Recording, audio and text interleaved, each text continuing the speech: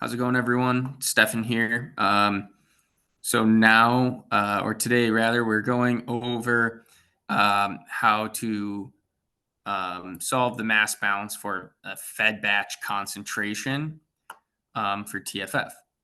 So just to go over the system we have drawn here, as usual, we have our retentate tank that has a solution with your solute of interest, has a mass, a volume, VR, a concentration C, and a density.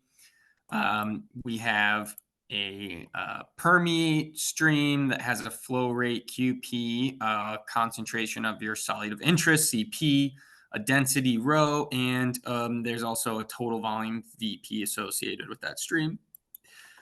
And then for the fed batch situation, now we also have a feed that's being added into the retentate vessel that has a density, a volume, and a concentration, and it's fed at some rate QF. So if you've watched my other mass balance derivation videos, you might have a good idea where this is going. But it is also, this is the most involved derivation. So yeah, let's get to it. So first things first, we're going to draw our boundary around the system to help us, start out our mass balance. So we can see that, okay, the feed is going into the system boundary, and then the permeate is leaving the system boundary. So we go to our general mass balance equation. There's no generation or consumption of material. There is an in, there is an out, and then of course there's our mass of the system. So we'll keep that. Yeah. So okay. So now we'll start off by writing, just as we have before, writing the total mass balance.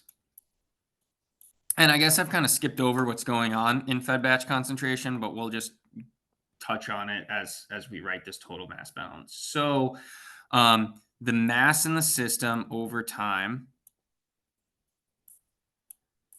can be written as the density of the solution in the tank, right?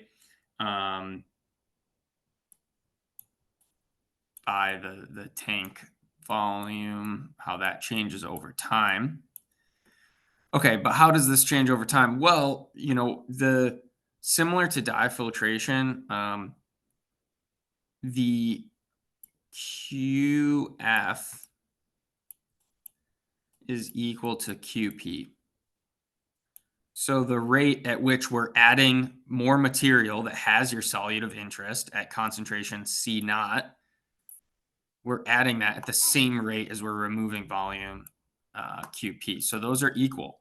What does that mean? Well, it means that this level of volume in the tank is not going to change. It's going to stay constant, until we're finished feeding volume from over here. So,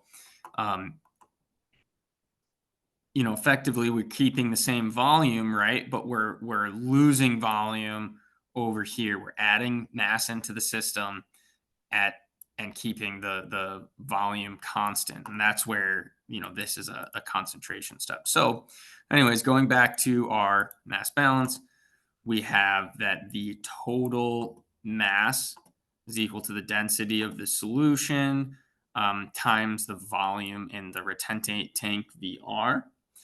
And then that's going to be equal to our in term, which is going to be the density of the feed minus the density of our outstream, QP. Just as we've done in our previous videos, we're going to assume that this density of all streams is equal, and that's generally a reasonable assumption to make. Yeah, so we're going to get rid of those densities, and then because this is a fed batch batch concentration, I said that QP equals QF. Well, if they're equal, this is equal to 0. Okay. VR over dt is equal to 0. Okay. Now we can move on and write the solute mass balance, solute mBal. Okay. So here, I'm going to write, okay, so the solute I over time, this is going to be equal to the concentration of the solute times the retentate tank over time. And that is equal to the concentration coming in, our in term,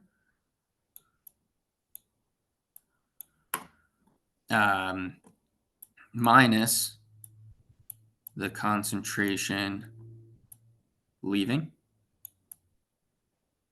QP. And then, something that we have done before, right, is we've said that our sieving is equal to permeate concentration, permeate concentration over the retentate concentration, which I've just been writing as C. So we can say that C is equal to, excuse me, let me rewrite that. We'll say that CP is equal to the sieving coefficient times the concentration. And then another thing is that QP is equal to QF. Yeah, and so we'll make those substitutions. Carrying on here, go right over here. So we have D CVR over dt is equal to C naught minus the sieving coefficient times concentration. All of this times QP. So what I did here is I pretty much just plugged in QP for F because they're equal, and I pulled it out. Okay. So now this is our expression right here. Okay. And we can continue onward.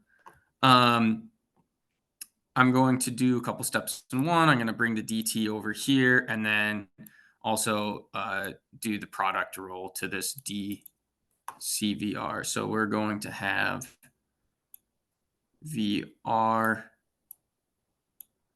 times DC. And actually, I did the same thing in the last video. I'm going to leave the DT over here for now. And then we're going to have C DVR. And these are both over DT. And then we have here C naught minus SC. All of this times QP. Okay. And from our total mass balance, I'm going to scroll up here, see that DVR is equal to 0 when QP equals QF, which it does for fed batch. For fed batch, your permeate flow rate is going to be equal to your feed flow rate. QP equals QF. That means the change in the retentate volume over time is equal to 0. So this term is going to go away. And now I'm going to do a little bit of rearranging here. We're going to have DC is equal to C naught minus SC. So I'm bringing this term over this way. Okay. And I'm going to bring the dt over to the right. So then we're going to have VR QP dt. All right. Now we can integrate both of these. This is from 0 to t. And this is from the final c, which I'm just calling c, or excuse me, from c naught to c. All right. We'll start with this left side here. So what we're going to do is a u-sub. You may remember these. Good fun. So we're going to say u is equal to this denominator here. And then du is going to be equal to minus the SDC. Okay. And then we can substitute this into the left side. Just going to write it like this. So now we have the integral of, to plug in for DC, we're obviously going to have to move this minus S over. So we're going to have 1 minus 1 over S. And then this is going to be du over u is equal to VR times the permeate flow rate QP. And then I'll just solve this integral, right? The integral of dt is just going to be t.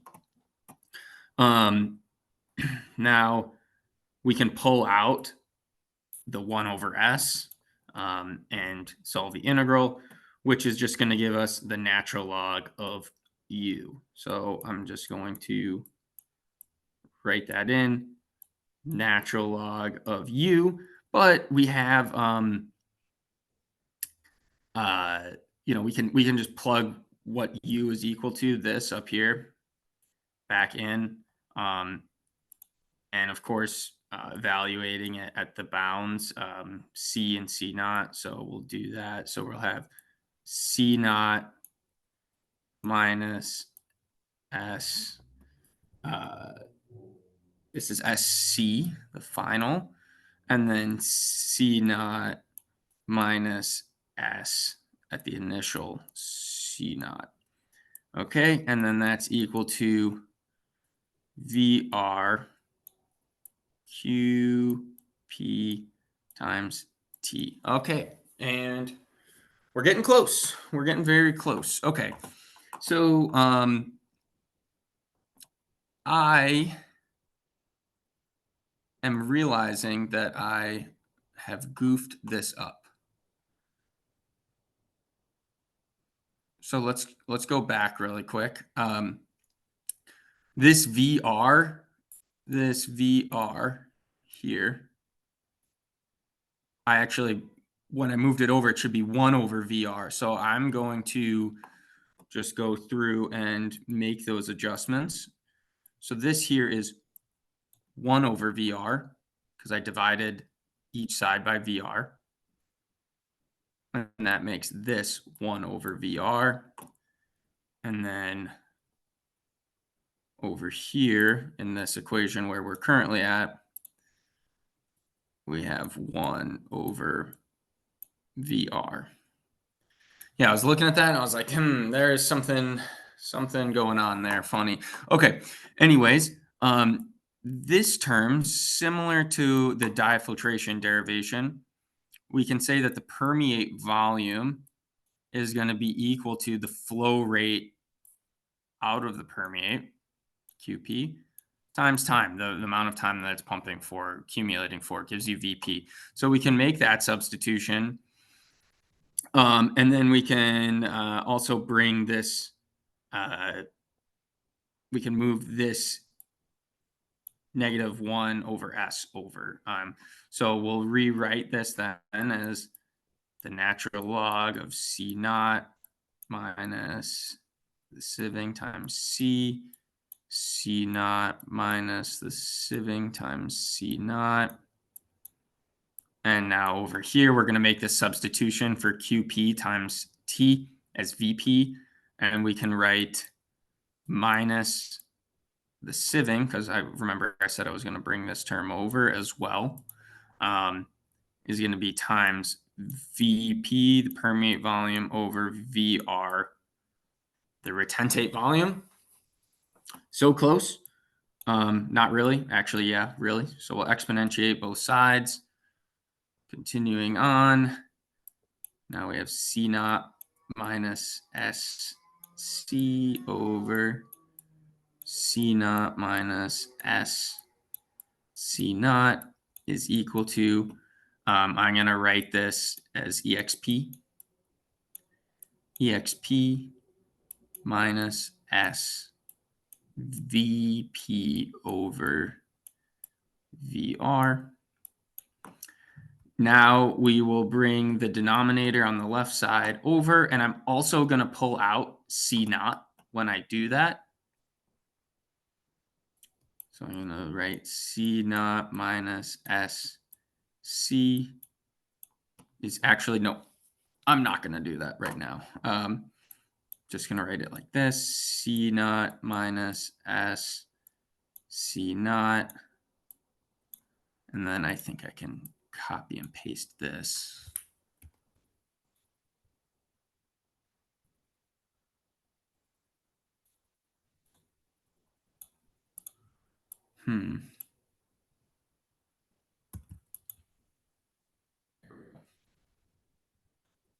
Okay. Now I'm going to do a couple things at once to just speed this along. I'm going to pretty much move this, like I'm moving this, add each side by SC. So I'm going to move the SC over here, and I'm going to move this long expression over to this side. And then at the same time, I'm going to, actually, no, I'll just keep it simple. So we're going to have this, and then C naught minus C naught minus SC naught, and then I can paste that again. Okay, getting there. Now what we can do is divide by this S, divide each side by S, and I'll also pull out the C naught now. So this is close to our final expression. So I'm pulling a C naught out of this right side. So we'll have C naught over S. All of this is going to be times 1 minus, oops, nope, I just pulled that out. 1 minus S, close that parenthesis, and then that's times this thing. I think I can probably write this a little better, a little cleaner. So that's a parenthesis, and then of course we got to close the parenthesis over here. All right, so now this is your solution.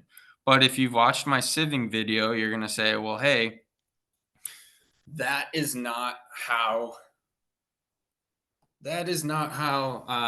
you had the solution for the fed batch concentration. Well, there's a little bit of rearranging we're going to do with this term. That's a little, I guess it's like a little tricky, and I'm going to just do it over here on the side. So we have VP over VR. And VP, we can say that VP is equal to VP is going to be equal to the V naught, the starting volume, over the retentate volume, right? This makes sense. So the amount while you're operating in fed batch mode, eventually this V naught is going to run out. You're going to have no more feed. Okay. And the amount of permeate that will have accumulated by that time is going to be equal to that starting feed minus what is in the retentate.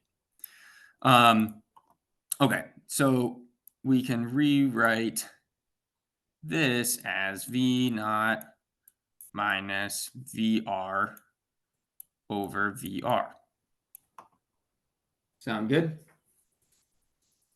Okay. And then now we can, I'm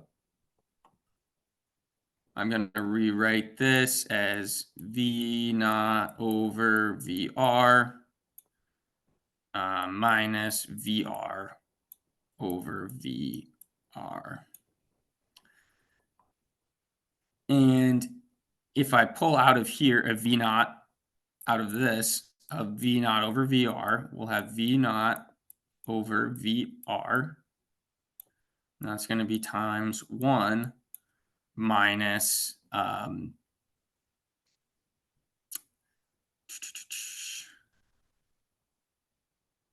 how does this work? Okay, yeah, so we'll have VR over V naught. Right, this makes sense. So one thing I guess that'll make this clear, VR over VR,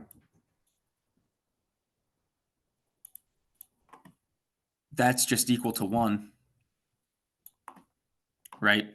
So now I'm going to pull a whole V naught over VR out of this, and that gives me a 1 minus VR over V naught. And you can, convince yourself of that if you were to multiply this V naught over VR back in here, you're going to get this expression above. Okay. Like I said, it's like a little tricky rearranging that's going on. So we can write V naught over VR. That's going to be equal to 1 minus. Now, again, a little tricky. We can write this as 1 over V naught over VR. Okay. Why would we do that? Well, X, the concentration factor, is going to be equal to V naught over VR. Okay. So we'll have V naught over VR times 1 minus 1 over X. Okay.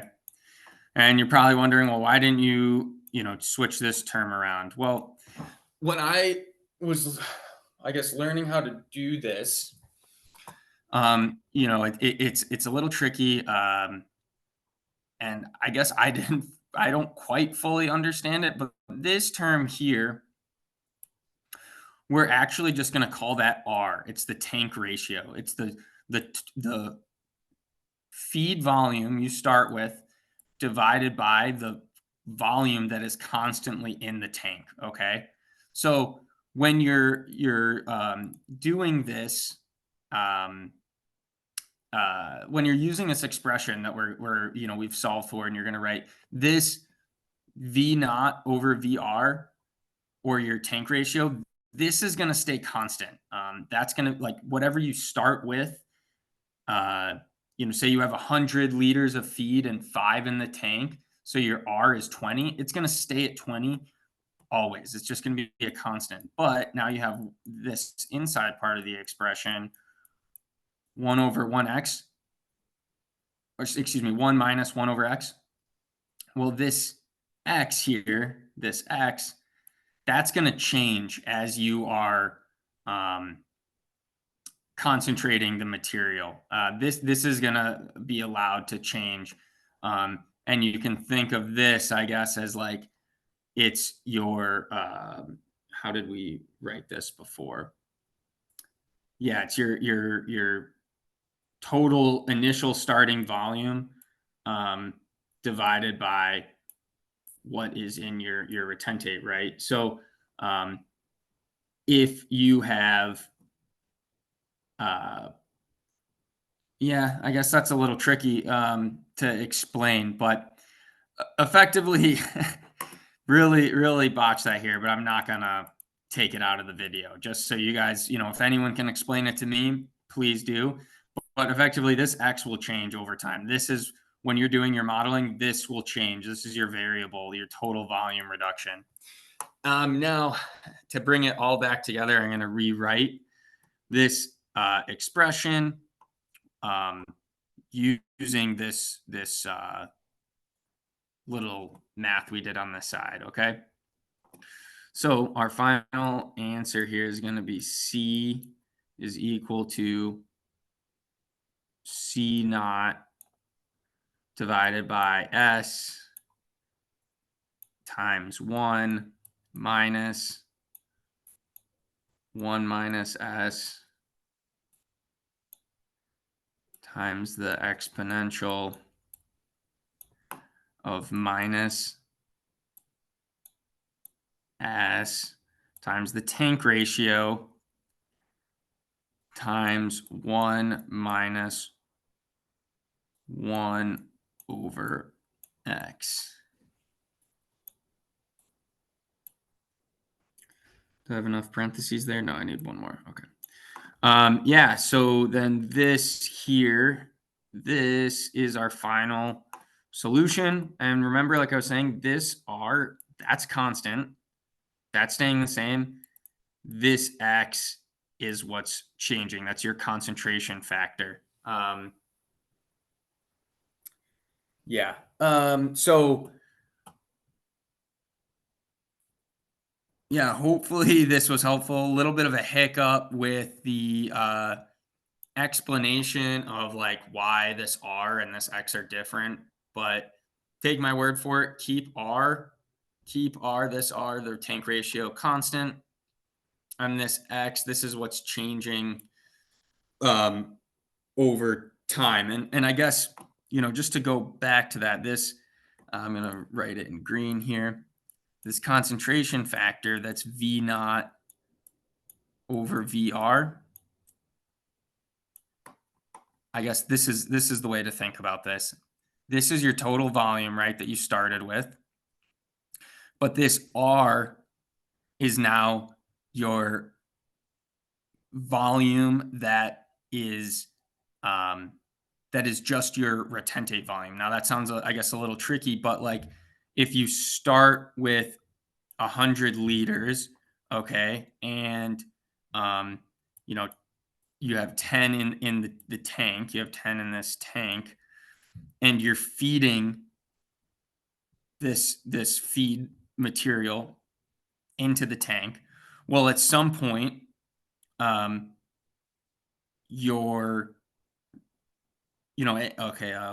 guess I'll draw this a little bit. So here's your filter, here's your permeate, or your retentate, here's your permeate. So it starts off at 0. So initially your V naught is 110. But then at some point, you've collected 10 liters. Well, now your VR, once you've collected 10 liters, is 100.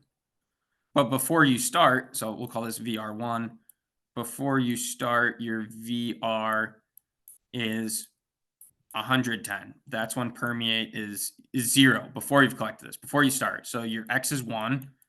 You have done no concentration, right? Makes sense. But you've collected 10 liters. So now your VR1, or your retentate, your total retentate volume is 100. Later on in the process, let's say your permeate volume is 50. Well, your V naught you started with was 110. And now we'll call this VR2. Whoa.